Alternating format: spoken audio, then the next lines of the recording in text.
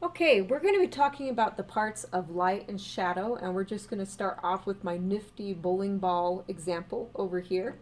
And first thing I want to think about when I'm drawing is where is my terminator?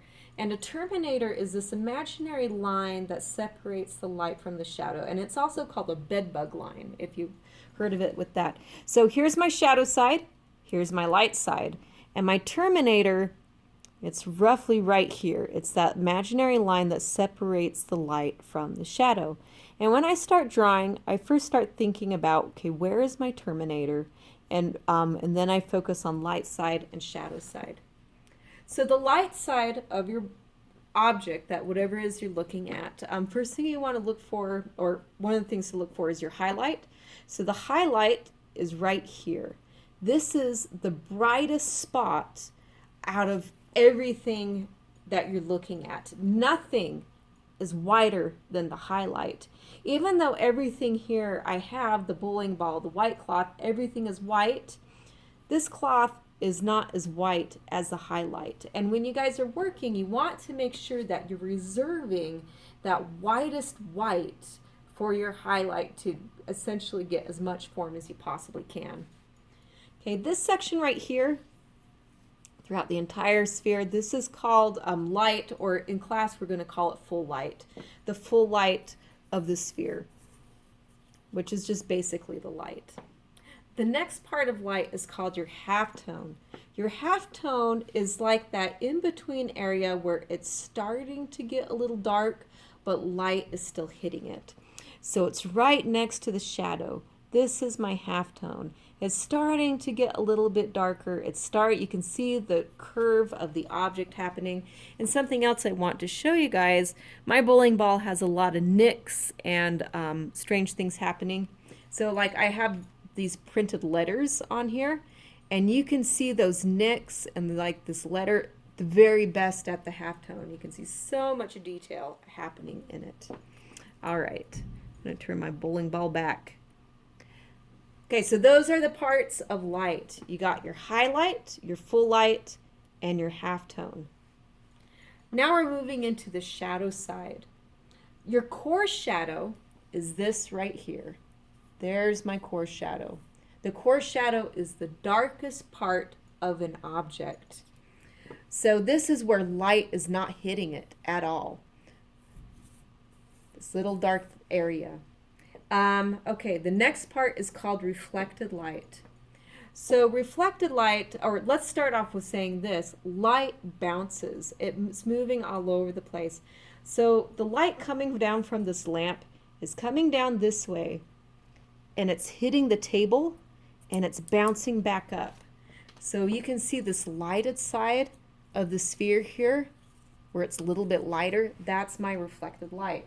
So for example, if I had an orange table, there's my orange table, you can see that light reflecting back underneath on the sphere. And that's something that a lot of people forget about when they're drawing a sphere, is that important reflected light to give that idea of something is there.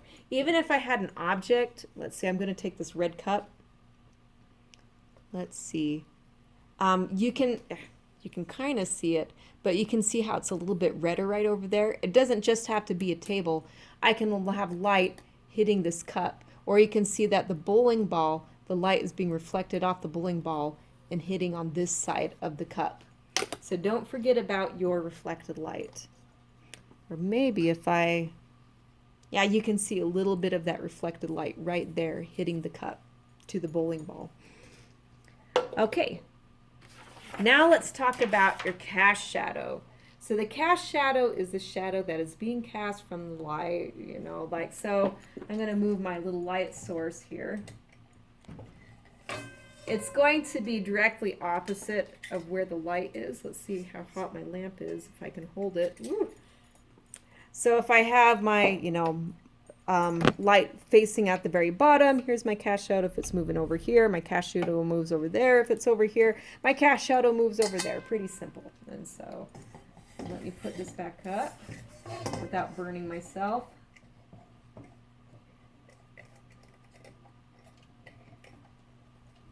There we go. Okay, So here's my cast shadow, and I want to talk about different parts of cast shadows that when you're drawing a cast shadow. So this section, right where the object meets the table, that is called your occlusion shadow, or it's also called a crevice shadow. It's the darkest part of a cast shadow, right there where it's touching. There's also an umbra and a penumbra part of light and shadow. So your umbra shadow is basically this area right here, just the general cast shadow part. And we're going to try to create a penumbra here. So the penumbra is, let's see, let's move my light around to try to get a good penumbra shadow.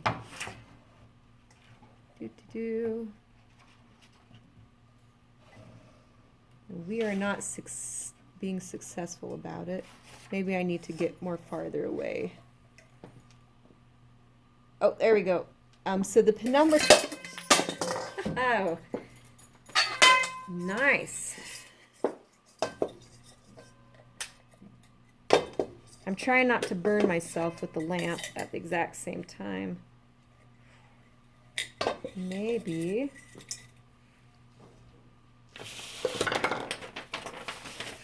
It's been on just a wee bit too long. Okay, there we go. See that right there? That's a penumbra shadow. And that's where it's, there's another light source hitting it, and it's kind of lightening up a little bit, and it's a bit soft, if you want to say it. So anyways, so know your parts of light and shadow. It's really important when you are working with, if you're painting or drawing, to be able to render form as much as possible. All right.